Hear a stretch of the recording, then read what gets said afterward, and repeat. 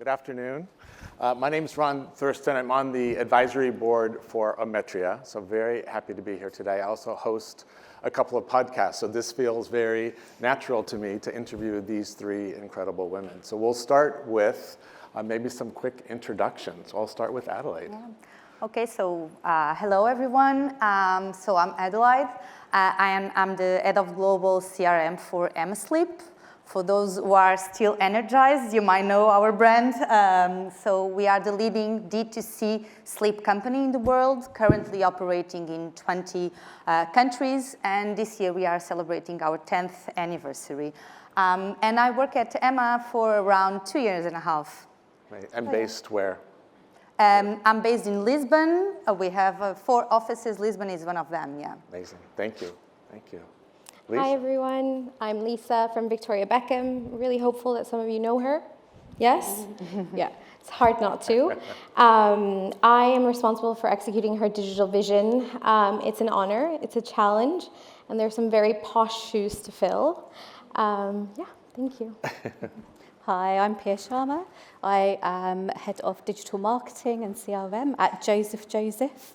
So Joseph Joseph is led by twin brothers Anthony and Richard Joseph, which many probably don't know. And functionality is at the heart of everything that we do. We're a design-led homeware company, and we look at everyday problems, trying to solve them with very clever design. Yeah, thank you so much.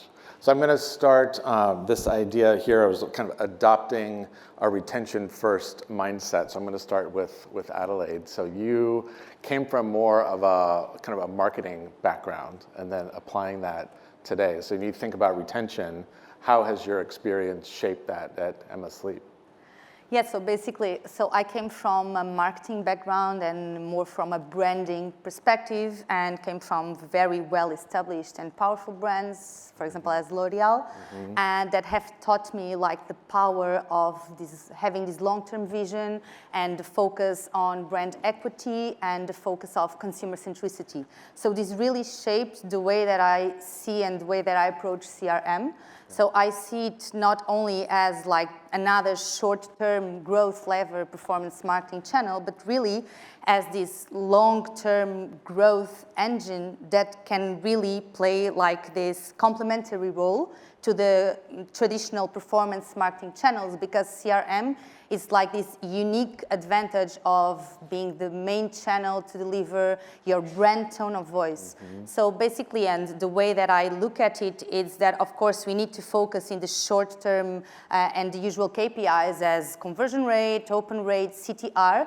But I really try to bring these other long-term, more complex and even shared KPIs to CRM. So, for example, brand preference, quality preference that are really interesting insights that can tell you if a customer is ready to buy or not, but even the impact on retention, word of mouth. So all of this, and the idea is that we start bringing, and I would like to do that in the future, is that we really look at CRM as this complex and very strategic channel that it's like on top of the performance marketing ones.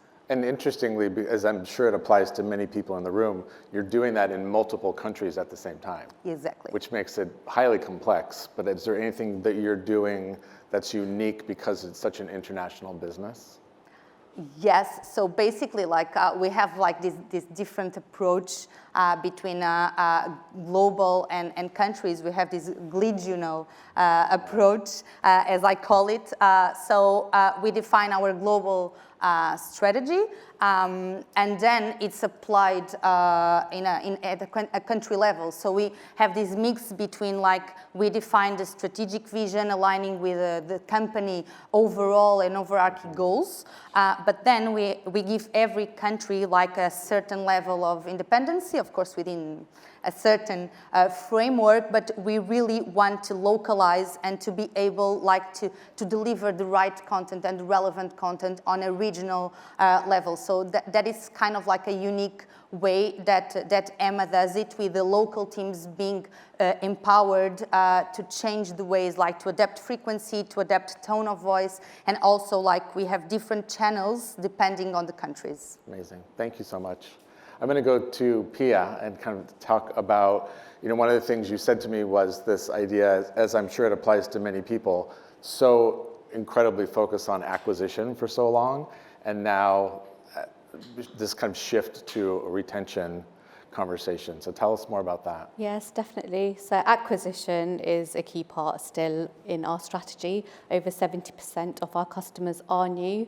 And for any brand to drive growth, you need to focus on acquisition. But you can't forget about your customers. And retention is a huge focus for us as a business and as a brand. So the beginning of that was to get the basics right. I joined over 2 years ago, and we really wanted to ensure that the basics were set up. We're quite a lean, small team.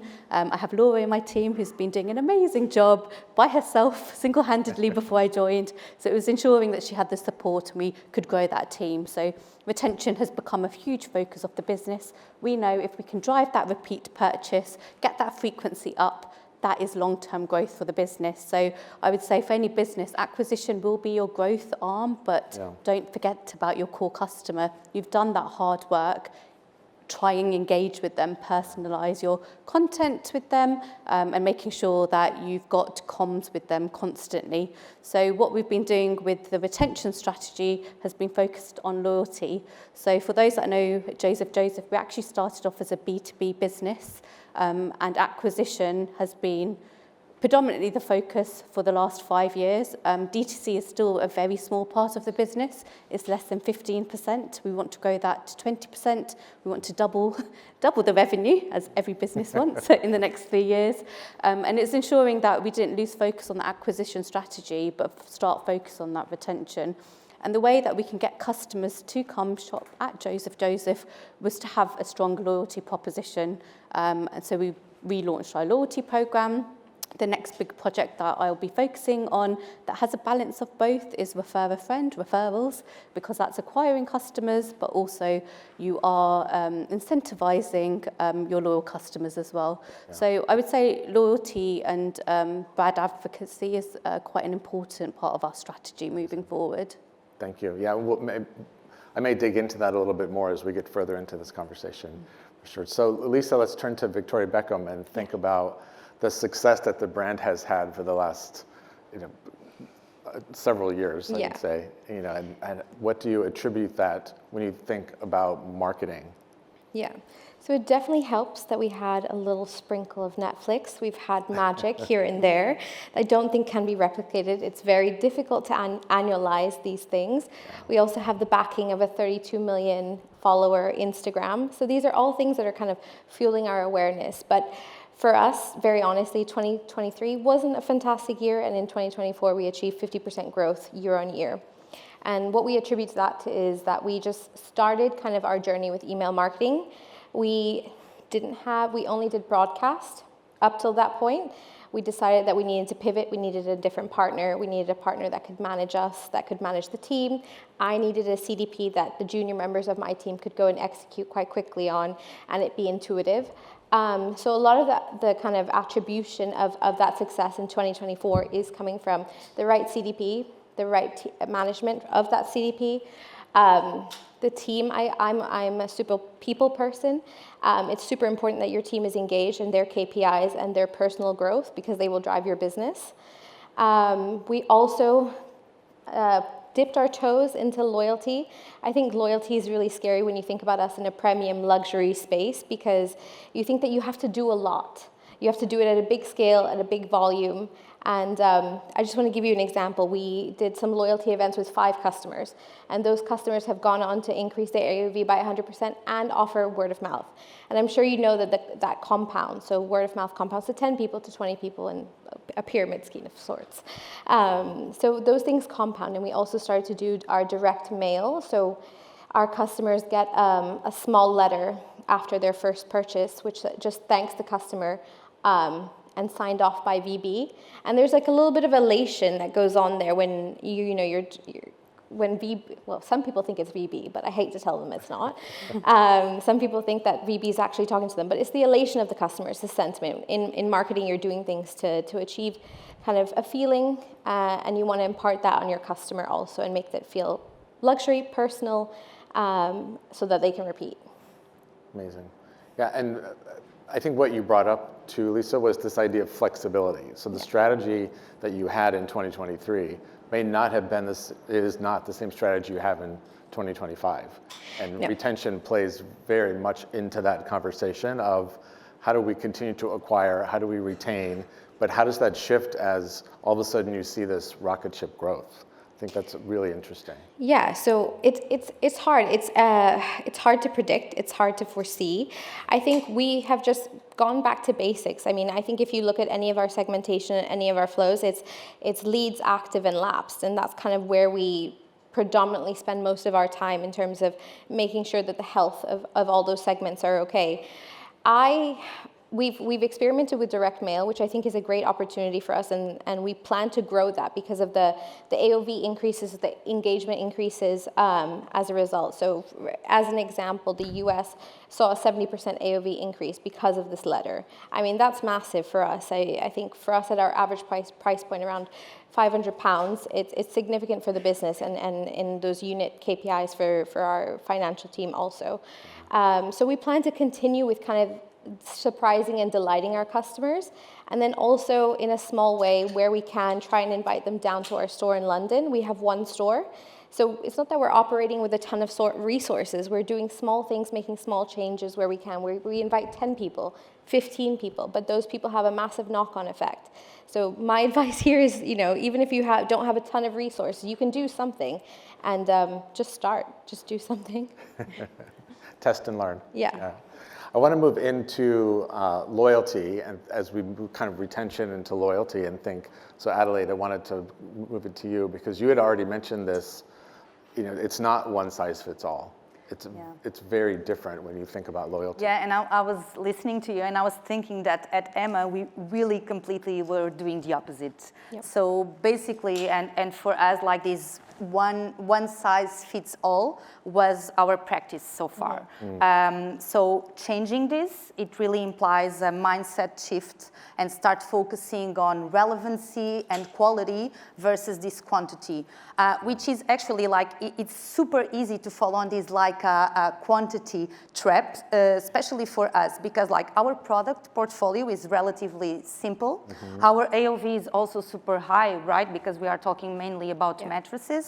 And so due to the cost of email, it's always super cost effective to send tens of millions to a broader audience, like with a super high frequency. But as we like reach this maturity level in a lot of countries and we are not a startup anymore, we realize that like we need like smarter strategies, different strategies, like to keep acquiring our customers. So relevancy, it's the next growth level.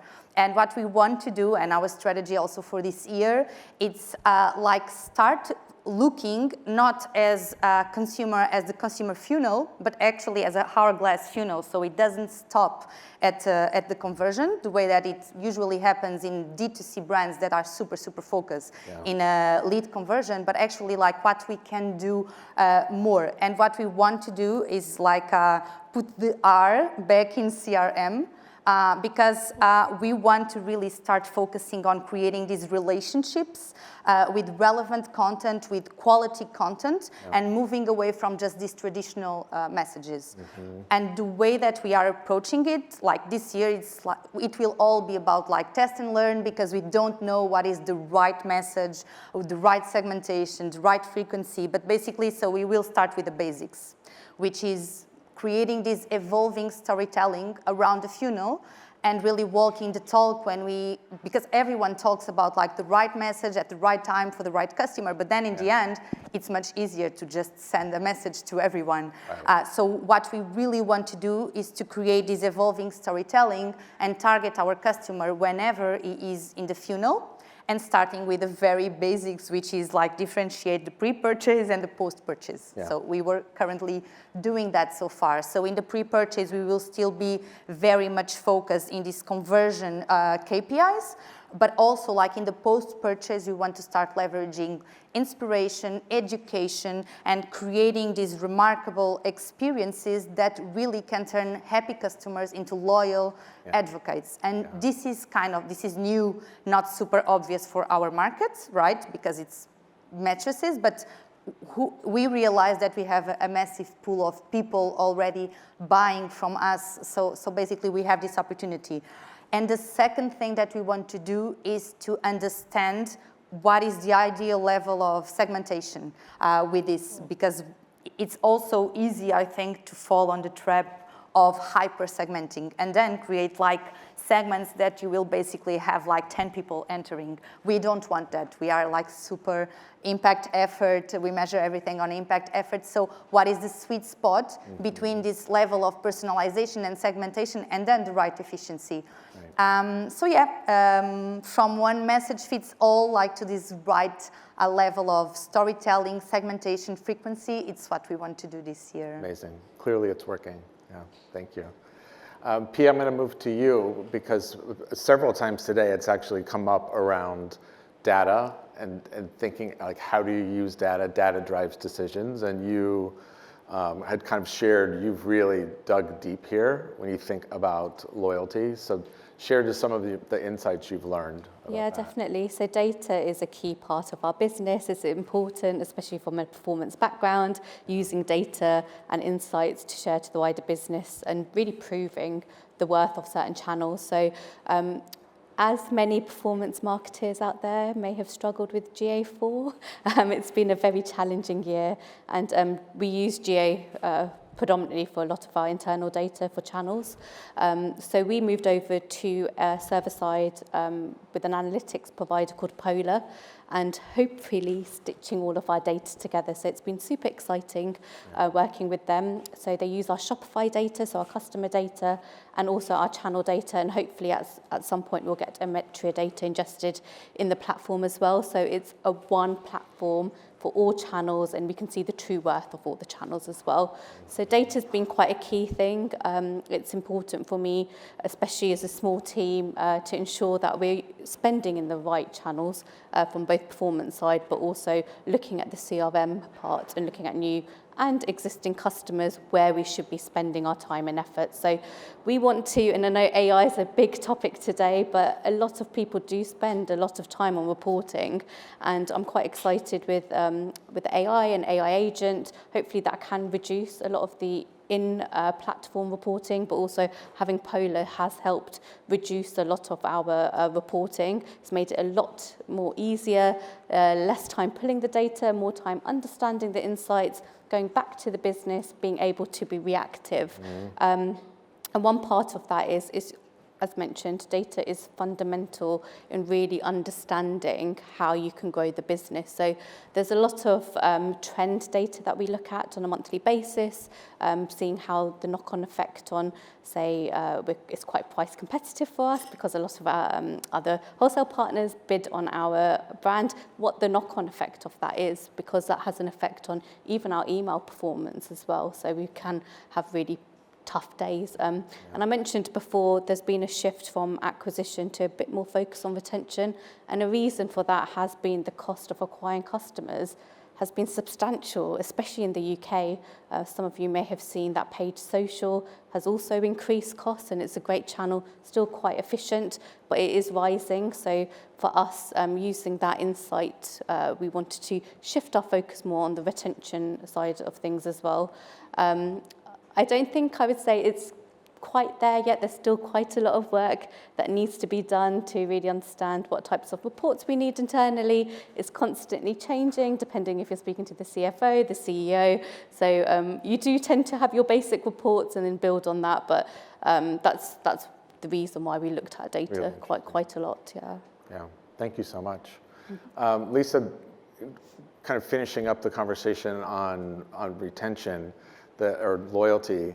You know, loyalty in luxury is such a critical component. Yes. You brought it up earlier, but you were a direct-to-consumer brand before you were a retail brand. You said you have one, and having run luxury brands myself, it's always the store drove the loyalty, and in your case, it actually, your e-commerce business was first.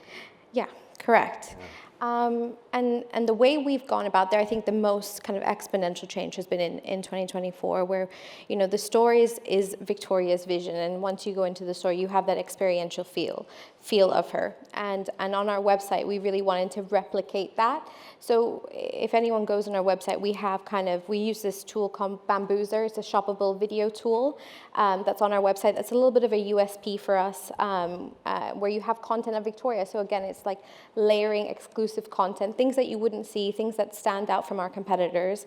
I will say, in terms of building loyalty, particular to premium and luxury, it's super important that your content is aligned and that you have direct people in your CRM team being stakeholders in that content production, because what works for brand and brand awareness doesn't necessarily work in your emails, and you need to have representation when that content is being made from your CRM team.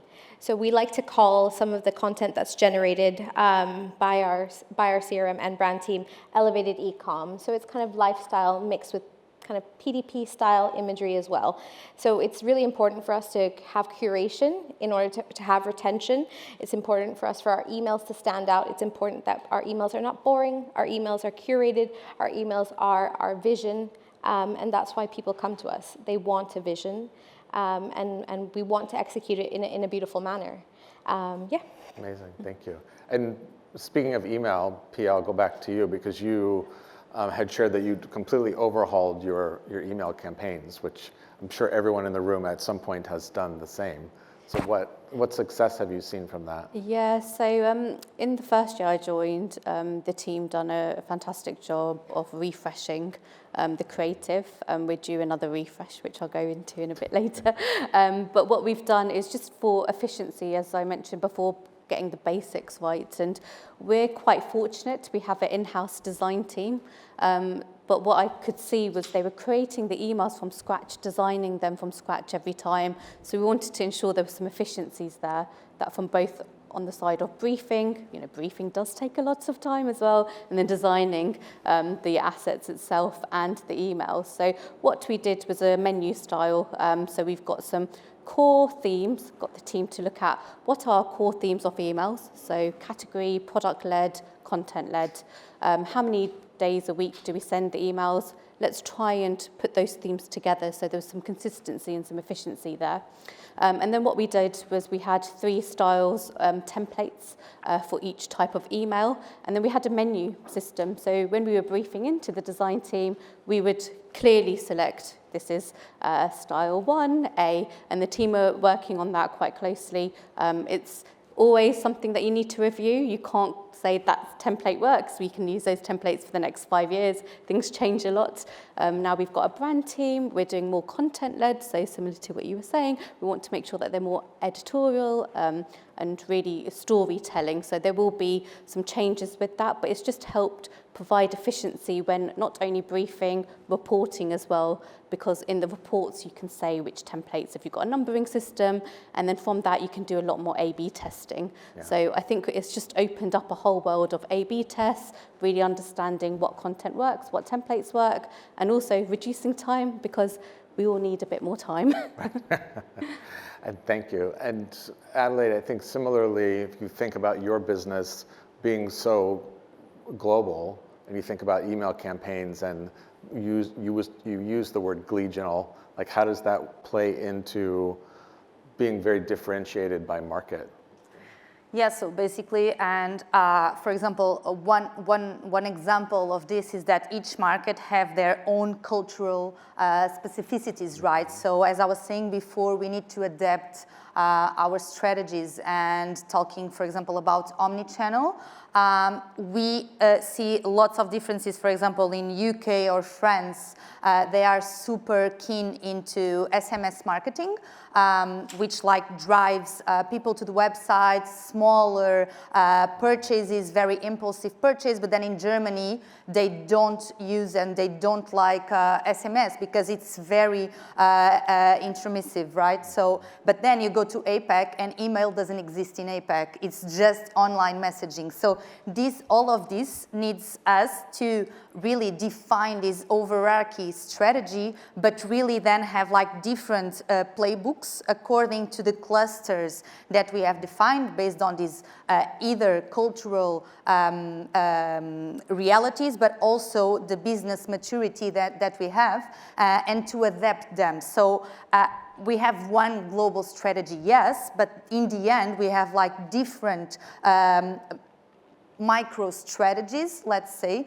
that we adapt to each country so that we can really like have this high level of personalization. So yes, it's a global message, a global consistency across all of the countries where we are, but then we need to make sure that our message really resonates with the people who are receiving it. So even in terms of frequency, and again, like an example that I think that is very curious, in Germany we send 1 email per week, and in France we send 3 emails per week, and we are selling mattresses. So in the US, you would be sending 14. yes, and it's crazy, and it's actually very cost effective. So the ROAS is very good still. So people really convert, people really open it, and that is a very interesting thing. So I think that like this glidional and this approach that we have still comes, and it's an heritage of us, like being a startup not so long ago, and we really, as we were growing in maturity and in size, we really want to keep this collaborative mood, because this is really what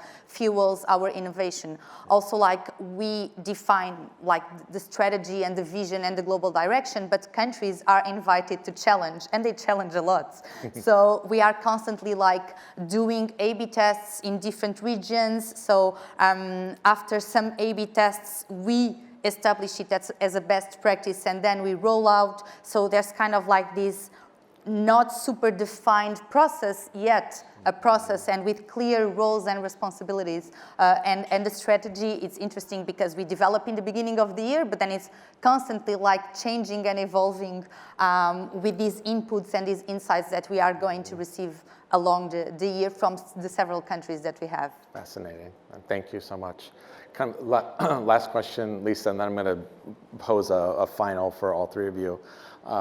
When you think about like luxury and automation and some of that work that's in, how has that changed for you? And whether it's AI, kind of email automation, some of the things you spoke about. I'll definitely speak for myself and my team that we're very creative focused, and we understand the brand very well, and that's kind of where we live. And I think Ivan said it best, where we leverage AI to do a lot of the analytical work for us.